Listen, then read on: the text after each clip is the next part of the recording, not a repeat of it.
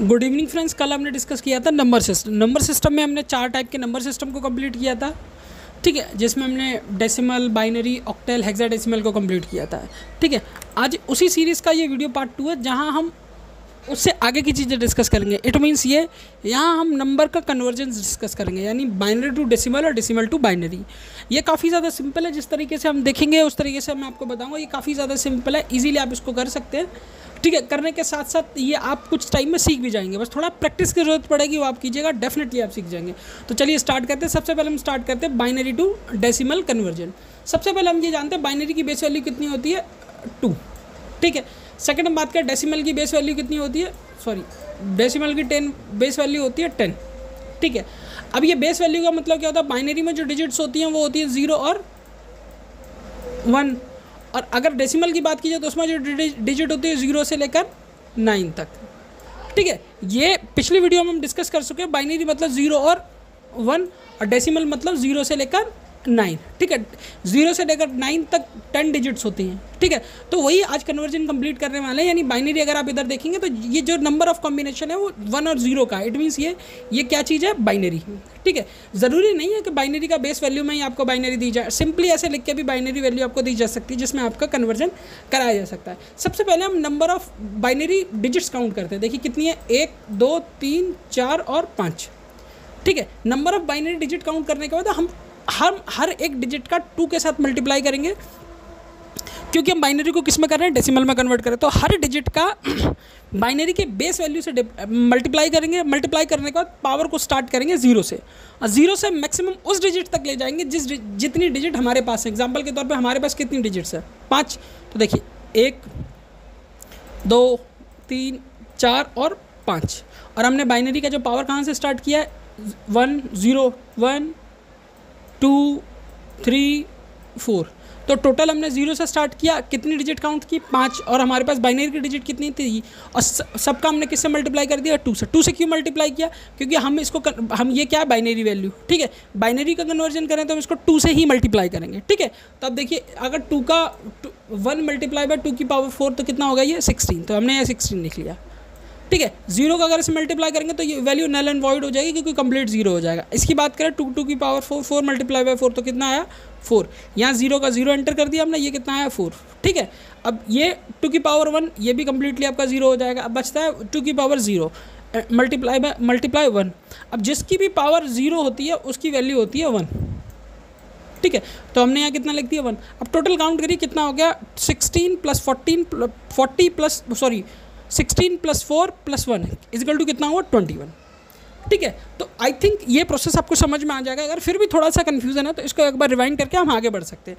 तो यानी ये जो लिखा है 1 0 1 0 1, इसका बाइनरी डेसिमल वैल्यू कितना होगा, 21। और जब हम लास्ट में इनका आंसर लिखते हैं तो बिल्कुल उसी फॉर्मेट में लिखते हैं जिस फॉर्मेट में पूछा जाता है। देखिए binary value base 2, decimal value base 10, ठीक है। आई थिंक ये पहला एग्जांपल आपको अच्छी तरीके से समझ में आया होगा। अब हम बढ़ते हैं दूसरे एग्जांपल के। दूसरे एग्जांपल में क्या है, ये हम पढ़ने वाले सेकंड एग्जांपल। सेकंड एग्जांपल भी सेम आपको डिट्टो ऐसे ही मिलेगा, पर हमने कुछ चेंजेस कर दिए हैं। बाइनरी वैल्यूज़ कितनी है, 1, बाइनरी डिजिट्स कितनी है, 1 2 3 4 5, ठीक है। वही हमने 5 काउंट किए होंगे, और उसके बाद पावर आप सेम आप देख सकते हो, 1 0 1 2 3 4, और सारी डिजिट्स को 2 के साथ मल्टीप्लाई कर दिया। मल्टीप्लाई करने के बाद जो सोल्यूशन आया उसको हमने यहाँ नोट डाउन कर लिया, ठीक है। अब सोल्यूशन के बाद देखिए ये तो 14 आएगा प्लस, ठीक है, प्लस ये 1 आएगा, क्योंकि यहाँ 0 था, यहाँ क्या है 1। तो ये कितना हो गया, 8 प्लस 4 1, टोटल आया 29। यानी 1101 क्या जो बाइनरी वैल्यू है वो डेसिमल वैल्यू 29 बेस 10 आ जाएगा, ठीक है। जब भी डेसिमल वैल्यू का कन्वर्जन लिखते हो तो इसी तरीके से लिखते हैं, बेस में 10 जरूर लिखते हैं, ताकि ये डिनोट करें कि हमने जो लिखा है हमने जो वैल्यू लिखी है वो किस में है, डेसिमल में है। कभी कभी होता है हम वैल्यू को डेसिमल में लिखते हैं, पर हम नंबर जो सीक्वेंस से यूज़ करते हैं ऑक्टल का, क्योंकि ऑक्टल में 0 से लेकर 7 तक होता है, 8 वैल्यूज़ होती है, तो उसका हम यहाँ यूज़ कर लेते हैं। तो इसके कारण यहाँ कोई प्रॉब्लम नहीं हो, इसीलिए आपको बेस वैल्यू लिखना कंपलसरी और ज़रूरी है। अब बढ़ते हैं सेकंड, हम ये रिवर्स कन्वर्जन करते हैं। अब रिवर्स कन्वर्जन में हम करेंगे क्या, हम पढ़ेंगे डेसिमल टू बाइनरी कन्वर्जन। अब डेसिमल टू बाइनरी कन्वर्जन क्या होता है उसको भी एक बार कंप्लीटली देख लेते हैं। डेसिमल से बाइनरी में कन्वर्ट करने के लिए आपको कुछ नहीं करना है, अब जो भी नंबर आपको दिया 2 से मल्टीप्लाई करना है। अगर रिमाइंडर आता है तो रिमाइंडर को आप सेम एज इट इज़ लिखिए, अगर रिमाइंडर नहीं आता है तो जाने दीजिए। बट हम एक बार स्टार्ट करते हैं। देखिए हम 17 को ठीक है, 17 डेसिमल को बाइनरी में कन्वर्ट कर रहे हैं। ठीक है, हम 17 में 2 का मल्टीप्लाई देंगे, तो अगर 17 का हाफ करते तो कितना बचा, 16 का आधा हो गया 4 में अगर 7 तो एक रिमाइंडर कितना बचा 1, तो हमने यहाँ 1 लिख लिया। फिर हम 2 का मल्टीप्लाई करेंगे, 2 का डिवाइड करेंगे 4 से, तो 8 में तो कंप्लीट जाएगा, तो इसलिए रिमाइंडर कुछ नहीं बता, हमने यहाँ 0 लिखा। फिर इसके साथ हम 2 का मल्टीप्लाई करेंगे 4 के साथ, तो कंप्लीट जाएगा, तो कुछ रिमाइंडर नहीं बचेगा। फिर 2 का मल्टीप्लाई हम 2 से करेंगे तो कितना आएगा 1, तो इसके बाद रिमाइंडर का कोई सीन नहीं है। इसके बाद आया 1 का मल्टीप्लाई हम किसी के साथ करेंगे नहीं, और जो डिजिट्स को हम लिखना स्टार्ट करेंगे वो इस सीक्वेंस में लिखेंगे। याद रखिएगा, आपको इसी सीक्वेंस में लिखना है। अगर ये तो डिजिट्स कॉमन आई हैं, यहाँ भी 1 है वहाँ भी 1 है, बाकी 0, कभी कभी होता है डिजिट्स इंटरचेंज होती है, तो आपको जो लिखने का पैटर्न है वो इसी सीक्वेंस में अरेंज करना है। यानी आपको बॉटम से लेकर टॉप तक इसको देखना है, उसके बाद कंप्लीटली करना है। ठीक है, तो याद रखिएगा, हमने 17 को बाइनरी में कन्वर्ट किया, क्या आया 10001 बेस 2, यानी ये हमारा डेसिमल था। इस डेसिमल का बाइनरी कन्वर्जन ये कंप्लीट है। ठीक है, अब इसी के तरीके से एक बार हम इसको डिस्कस कर लेते हैं। इट मीन्स ये कि हम 25 को भी एक बार बाइनरी में कन्वर्ट करके देख लेते हैं। 25 को अगर बाइनरी में कन्वर्ट करेंगे तो डिवाइड करेंगे 2 का हाफ कितना होगा 24, 25 का हाफ कितना होगा 24, रिमाइंडर कितना बचेगा 1। ठीक है, इसलिए मैंने लिख रखा फर्स्ट रिमाइंडर। ठीक है, फिर 2 का मल्टीप्लाई करेंगे 12 के साथ कितना आएगा 6, रिमाइंडर 0। फिर 2 का मल्टीप्लाई करेंगे हम 6 के साथ कितना आएगा 3, रिमाइंडर 0। अब 2 का मल्टीप्लाई करेंगे 3 के साथ, रिमाइंडर आएगा 1, तो 1 को एज इट इज़ नोट करेंगे हम, जैसा कि मैंने यहाँ नोट कर रखा है। अब इसका जाएगा नहीं तो यहाँ कंप्लीटली आ जाएगा 1। ठीक है, उसके बाद भी मैंने आपको बताया था रीड अप, यानी यहाँ से लेकर ये अप्रोच आपको फॉलो करना होगा। तो अगर आप ये अप्रोच फॉलो करते तो 11001 वही यहाँ आया है।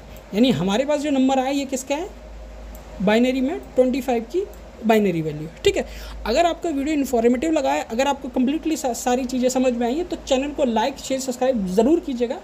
ठीक है, चाहे तो वीडियो को शेयर भी कर सकते हैं। ऐसे इंटरेस्टिंग फैक्ट को देखने के लिए, मतलब ये सारी चीज़ें जो इजीली आपको प्रोवाइड की जा रही हैं, ये अगर आपको ठीक लगता है तो आप मेरे चैनल को ठीक है ज्वाइन भी कर सकते हैं। नीचे बेल आइकन मिल रहा है। साथ ही अगर आप चाहें तो जिस कंपटीशन एग्जाम की आप प्रिपरेशन कर रहे हैं, ऑलमोस्ट वो अगर कंप्यूटर से रिलेटेड है तो हमारे चैनल पे अवेलेबल रहता है। आप इजीली उसको परचेज कर सकते हैं। कॉस्ट भी काफ़ी ज़्यादा लोएस्ट रहती है, क्योंकि PDF नोट्स और विद PYQ प्रोवाइड किए जाते हैं। अगर आप UPLT की प्रिपरेशन करें तो उसका सिलेबस भी हमारे पास अवेलेबल है। 799 का सिलेबस है। आप कंप्लीटली PYQs के साथ कंप्लीट सोल्यूशन के साथ उसको ले सकते हैं। बाकी वीडियो को देखने के लिए धन्यवाद। आपका दिन शुभ हो।